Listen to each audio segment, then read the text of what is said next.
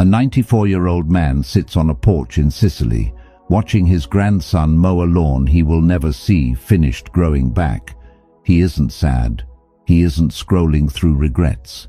He built a stone wall on that property 40 years ago, and it's still standing, and he knows exactly why. He never once mistook motion for progress. Every hour of his life had a target. Every year he could name what it built. Most people reach 94 with a mountain of hours behind them and nothing to point to.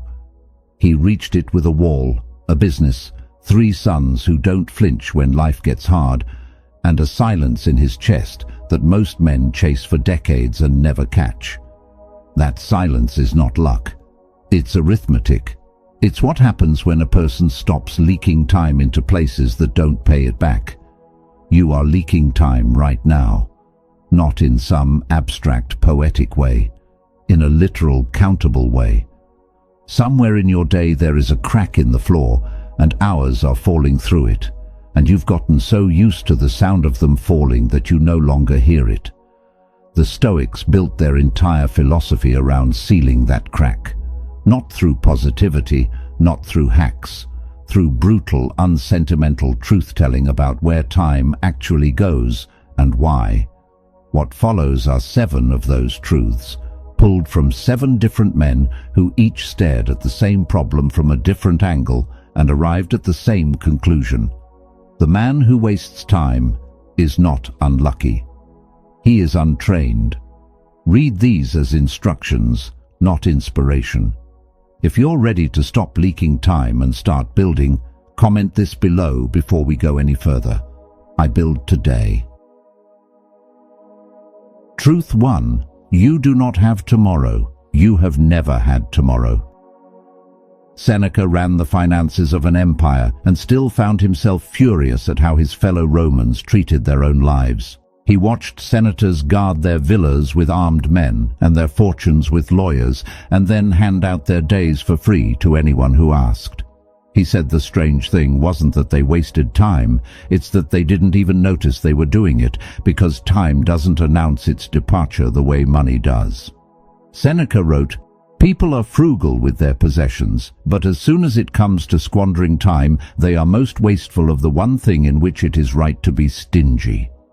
Sit with the imbalance in that sentence. A man will argue for 10 minutes over the price of bread and then burn 3 hours he'll never get back on a screen that gave him nothing. He'll lock his front door twice and leave his calendar wide open to anyone who wants a piece of it. This isn't a character flaw unique to Roman senators. It's the default setting of the human animal, and it hasn't updated in 2,000 years. Here's the mechanism.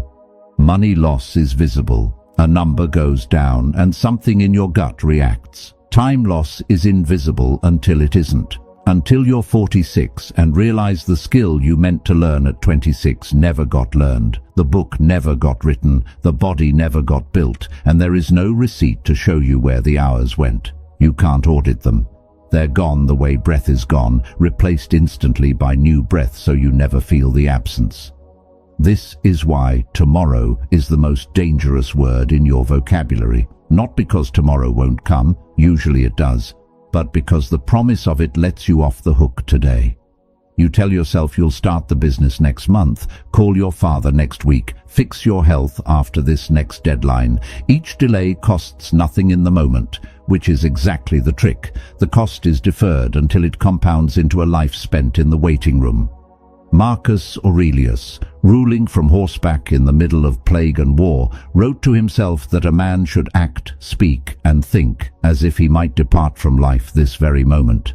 He didn't write that to scare himself. He wrote it because the Emperor of Rome, with more resources than any human alive, still only had access to one currency that mattered, and it wasn't gold. You already know this intellectually. Everybody does.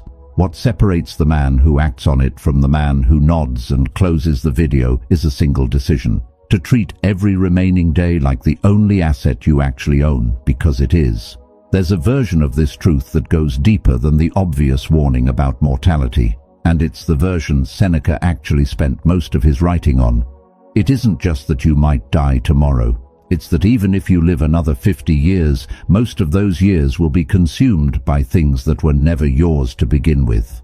Sleep takes a third. Obligation, bureaucracy, and other people's emergencies take another chunk you never agreed to hand over. Illness, grief, and the slow erosion of energy that comes with age take more still. By the time you subtract everything that isn't truly discretionary, the actual usable years, the ones where you have both the health and the freedom to build something, are a fraction of the number printed on a birth certificate. Seneca's real argument wasn't you might die soon. It was you have far less than you think, even in the best-case scenario, and almost no one budgets their ambitions against that smaller, honest number. This is why the trap of tomorrow is so much more expensive than it looks. It's not one day lost.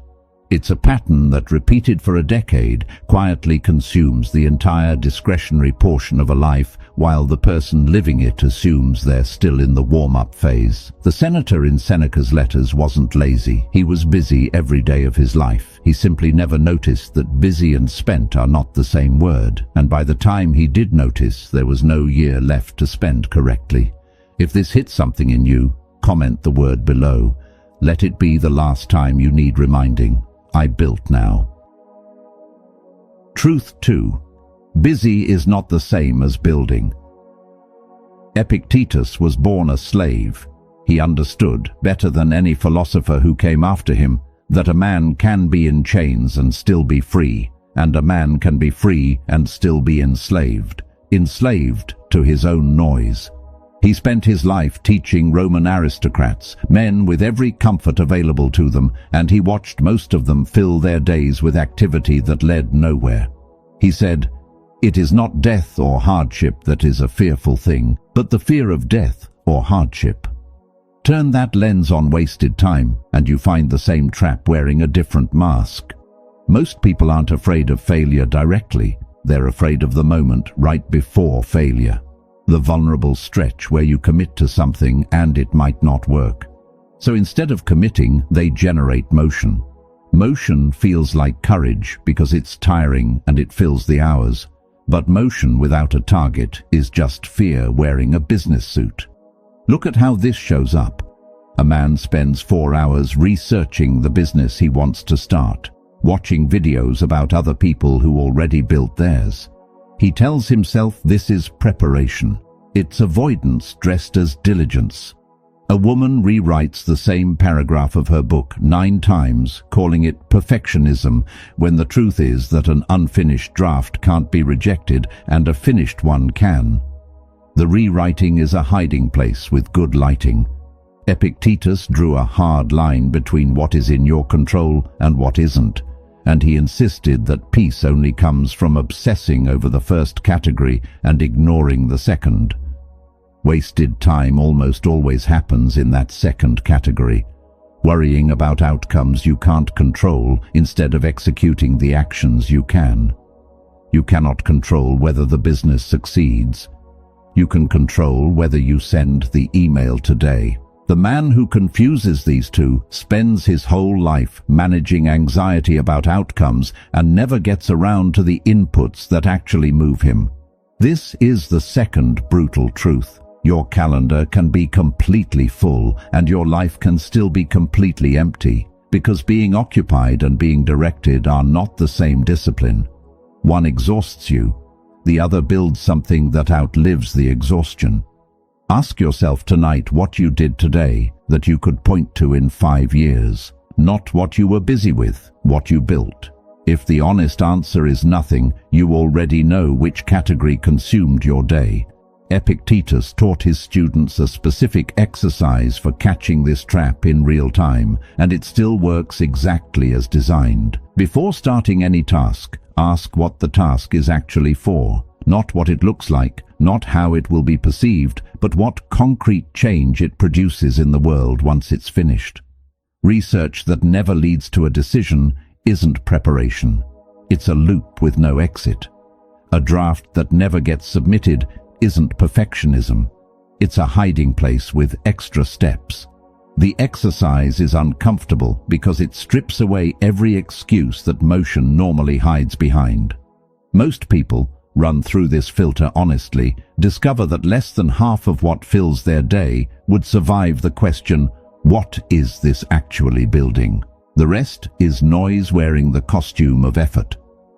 The deeper trap Epictetus identified is that motion is self-rewarding in a way that real building often isn't, at least at first. Watching 10 videos about starting a business releases the same low hum of accomplishment as actually starting one without any of the risk. This is precisely why so many intelligent, capable people stay stuck for years in a holding pattern that feels productive from the inside. The feeling is real. The output isn't, and a life spent chasing the feeling instead of the output is a life that will look, from a distance, exactly like busyness and nothing like a body of work. Comment this one if you've caught yourself confusing motion for progress. I build direction. Truth 3. Comfort is alone with brutal interest. Cleanthes worked nights hauling water so he could study philosophy by day under Zeno, and he did this for years while wealthier students mocked him for it. He wasn't chasing comfort. He understood something the comfortable men around him didn't. Every hour you spend avoiding difficulty today gets billed back to you later with interest, in a currency far more expensive than the discomfort you dodged. Cleanthes is remembered for insisting that the willing are led by fate, while the unwilling are dragged. Apply that to your own resistance. The task you're avoiding, the hard conversation, the workout, the cold outreach, the confrontation with your own finances, doesn't disappear because you avoid it. It waits. And while it waits, it grows, because problems left untouched rarely stay the same size. The difficult conversation you postpone for 6 months isn't the same conversation 6 months later. It's heavier, because resentment has had time to compound on both sides. This is the quiet arithmetic behind procrastination that almost nobody says out loud. Delay isn't neutral. It's not a pause button. It's a loan, and the interest rate is whatever emotional and practical cost accumulates while you wait.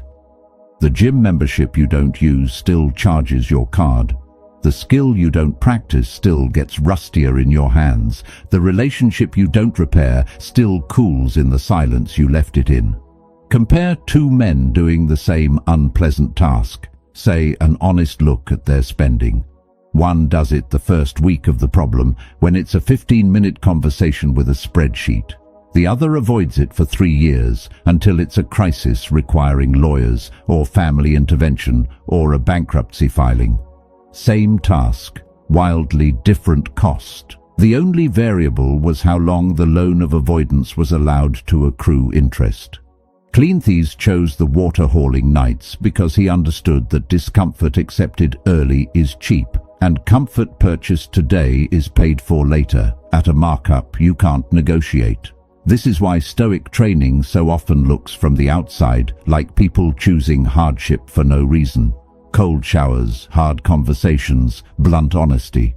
They aren't masochists. They're paying down debt before the interest sets in. Look at your own life and find the loan you're currently taking out. The unopened bill, the unresolved conflict, the unstarted project. Every day you don't touch it, the interest ticks up quietly, and you won't feel the full weight of it until the day it's due. What makes this particularly brutal is that the interest rate is rarely fixed. It's compounding, and it compounds fastest in exactly the domains people avoid the longest. A body neglected for a year needs a year of correction.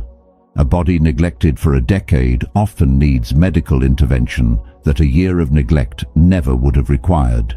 A conversation avoided for a week is awkward. The same conversation avoided for 3 years has usually calcified into a grudge that neither party fully remembers the origin of, only the resentment.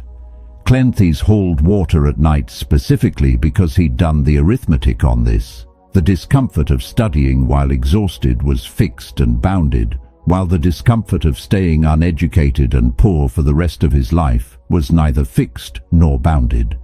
He wasn't choosing suffering for its own sake. He was choosing the cheaper loan. There's a second layer to this most people miss entirely. Avoidance doesn't just delay the cost, it usually adds a second cost on top of the original one. The cost of having lived in the meantime with the low-grade anxiety of knowing the thing is still out there, unresolved.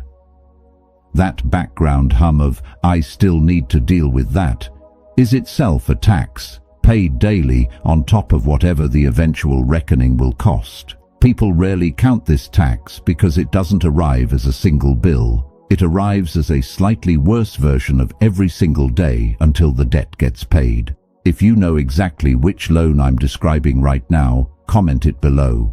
I pay now. Truth 4. Your attention is the only property you actually own. Marcus Aurelius ruled the largest empire on earth and still understood with total clarity that none of it belonged to him in any lasting sense. Not the throne, not the armies, not even his own body, which would fail and return to the earth regardless of his rank. The only thing he could claim as truly his, the only thing that was his to direct, protect, or squander, was where he pointed his attention in any given moment. He wrote, "You have power over your mind, not outside events. Realize this, and you will find strength." Most people live as though the opposite is true. They act as though their attention belongs to whoever asks for it loudest. The notification, the argument, the stranger's opinion, the algorithm engineered by people who are paid based on how many hours of your one life they can extract.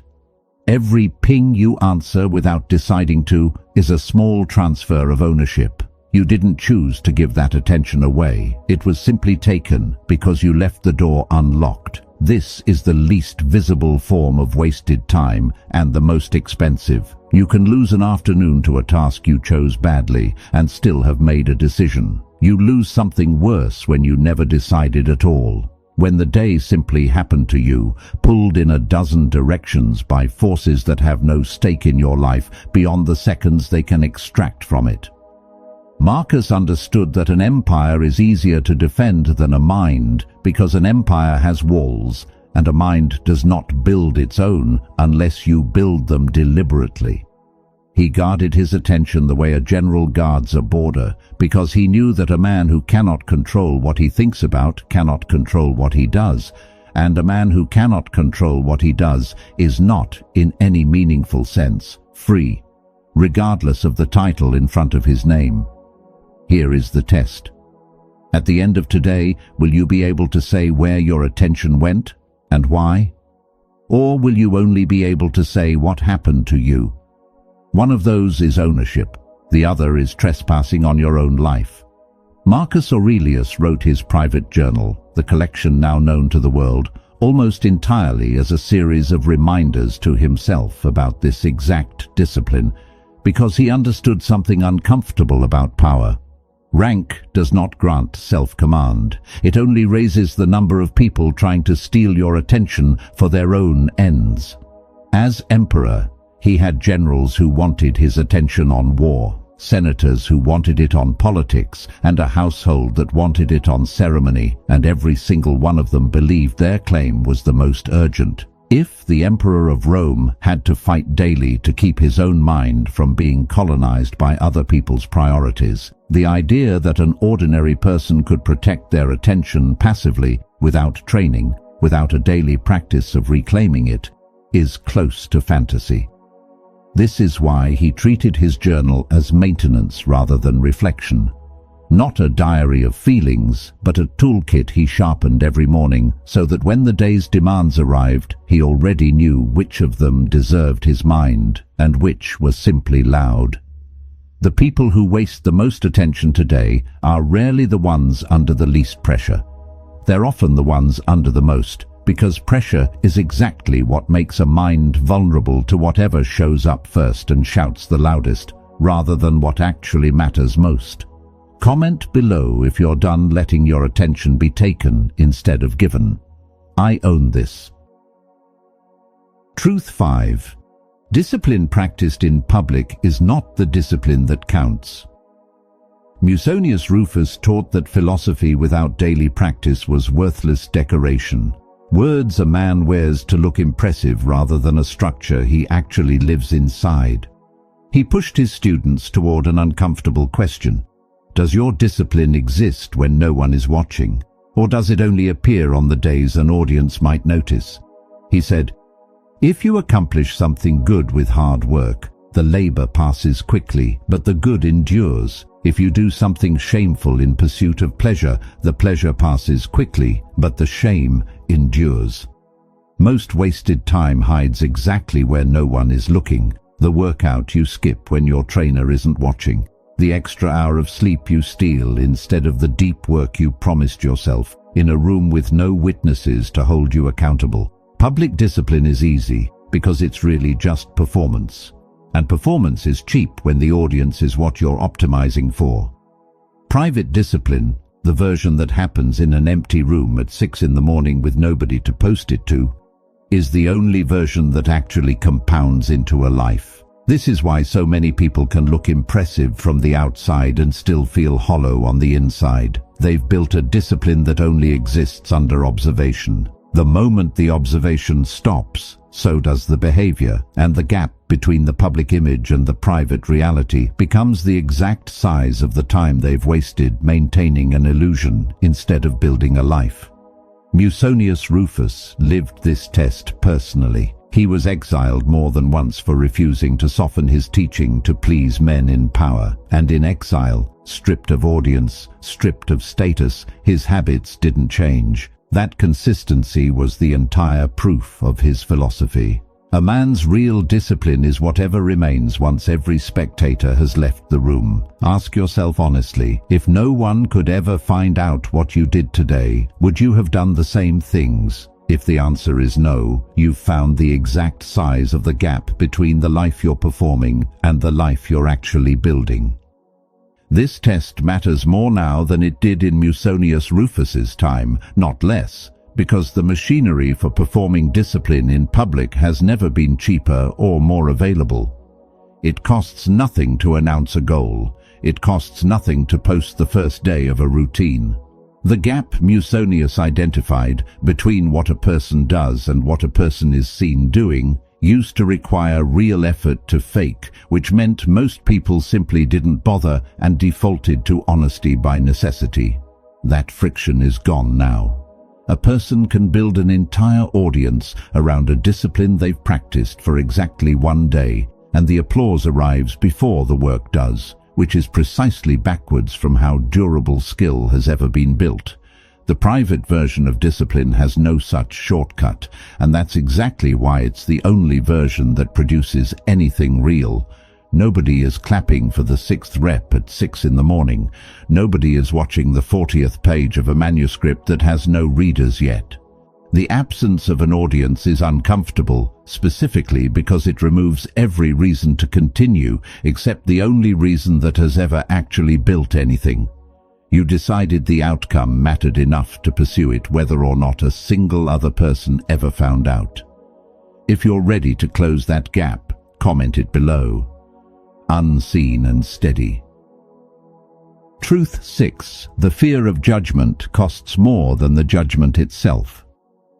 Zeno of Citium lost his fortune in a shipwreck on the way to Athens, walked away from the wreck with nothing, and ended up founding an entire school of philosophy from the accident. He didn't waste years mourning the ship. He understood something that most people spend a lifetime avoiding: the opinions of strangers, which feel enormous in the moment, dissolve almost instantly, and cost you nothing real, while the fear of those opinions can quietly consume years of a life that was never actually threatened. Zeno is said to have taught that a man's worth is measured by what he's willing to give his attention to, not by what others say about the giving. Consider how much time gets spent rehearsing conversations that never happen, defending decisions no one has attacked, editing a version of yourself for an audience that in most cases is barely thinking about you at all. This isn't a minor leak. For a huge number of people, it's the single largest drain on their potential, bigger than laziness, bigger than bad luck, bigger than lack of resources. Here's the brutal part. The judgment you're afraid of rarely arrives in the form you imagined, and when it does arrive, it rarely lasts. People forget your mistakes faster than you do, because they're consumed with the exact same fear about their own. Everyone is starring in a movie about themselves, and you have a much smaller supporting role in it than your anxiety insists. Meanwhile, the years you spent managing a fear that mostly existed in your own head are real years, permanently spent on a threat that was mostly imaginary. Zeno walked out of that shipwreck and, according to the account passed down through the centuries, went looking for a bookseller instead of a search party for his losses. He didn't perform grief for an audience of strangers on the docks. He simply moved toward what was still available to build. That's the whole lesson, compressed into a single decision made on a foreign shore with nothing left but his own judgment to rely on. There's a specific mechanism worth naming here because it explains why this fear feels so disproportionate to its actual stakes. The brain evolved in small groups where a stranger's disapproval could genuinely threaten your survival. Exile from the tribe was often a death sentence. That wiring never updated for a world of billions of strangers whose opinions carry none of that ancestral weight, which means the emotional alarm still fires at full volume for a threat that, in the modern context, is almost always harmless. Zeno didn't have the language of evolutionary psychology, but he'd identified the practical fix centuries before anyone could explain the mechanism. Treat the alarm as data about your own nervous system, not as an accurate measure of actual danger, and act on the actual danger instead of the alarm. The years this fear consumes rarely announce themselves as fear. They show up as delayed launches, unsent messages, softened opinions, and careers kept smaller than the person's actual capability, all justified with reasonable-sounding words like "not the right time" or "still refining it." Strip away the polite language and what's usually underneath is a person managing an audience that, in most cases, was never paying nearly as much attention as the fear assumed. If you've spent this year managing an imagined audience instead of building for the real one that will actually remember you, your family, your work, your own future self, comment below and let this be the year that changes. No audience needed. Truth. 7. A life well spent doesn't need to be long to be complete. Chrysippus took over the Stoic school after Zeno and Cleanthes and became, by most accounts, the most prolific writer among all of them. Hundreds of scrolls, entire systems of logic built from nothing, an output so large that later Stoics joked no one could out-argue him, because no one could outright him either. And yet even Chrysippus, staring down the sheer size of his own output, taught that the length of a life was never the measure that mattered. What mattered was whether the life, however long or short, had been completed on its own terms. He argued that a play isn't judged by how many acts it runs. It's judged by whether the final scene resolves what the earlier scenes set in motion. A short play, well constructed, is complete. A long play that meanders and never resolves is not, no matter how many additional acts get added to it. He applied the same logic to a human life. Duration was never the Stoic obsession. Completion was. This reframes everything the previous 6 truths have been building toward. You are not actually racing a clock that ends at some arbitrary old age. You're building something that needs to be able to stand as complete at any point it might end, because none of the previous truths in this list, not one, guarantee you the tomorrow you're planning around. The man from the opening of this video didn't build his wall because he expected to live to 94. He built it because building was the only response available to him that didn't waste the day he was standing in. Chrysippus wrote densely, technically, sometimes obscurely, but underneath the logic was a simple demand: don't wait for a future version of your circumstances to become the man you're capable of being today. The scroll doesn't finish itself because you have more scrolls left to write. It finishes because you finished it, on the day you were given, with the tools you had. There's a reason this particular truth was left for last, and it isn't accidental. Every truth before it could be misread as a kind of pressure. Hurry, because time is short. Hurry, because the loan is compounding. Hurry, because the audience you're afraid of doesn't actually exist. Read that way. The first 6 truths risk producing exactly the kind of frantic, anxious motion that Truth 2 already warned against. Chrysippus's insight is the correction. The goal was never speed for its own sake. The goal was completion, and completion has nothing to do with how much time is left on the clock. A single well-built day, structured with intention and finished without leaking its hours into distraction, avoidance, or performance, is already a whole unit of a life well spent, regardless of what happens tomorrow. This is also why the Stoics never treated death as morbid subject matter, despite how often they wrote about it. Death was simply the deadline that made the completion standard honest. Without an ending, a person can always tell themselves there's more time to tidy up the unfinished parts later. With an ending built into the frame from the start, the only reasonable response is to build each day as though it might have to stand on its own, which, compounded across 100 honest days, produces exactly the kind of life the man on the porch had at 94. Not a life that happened to run long. A life where every individual day had already done its job. This is the truth that makes the other 6 actionable instead of theoretical. Not someday when conditions are right. Today, with what's already in your hands, structured well enough that if this were the final scene, it would still resolve into something worth having lived. If you're finished waiting for the right conditions and ready to build with what's already in front of you, comment it below. Complete today. 7 men. 7 centuries apart in some cases, separated by empires, exile, slavery, shipwrecks, and thrones, and every one of them arrived at the same unglamorous conclusion. Time isn't wasted through disaster.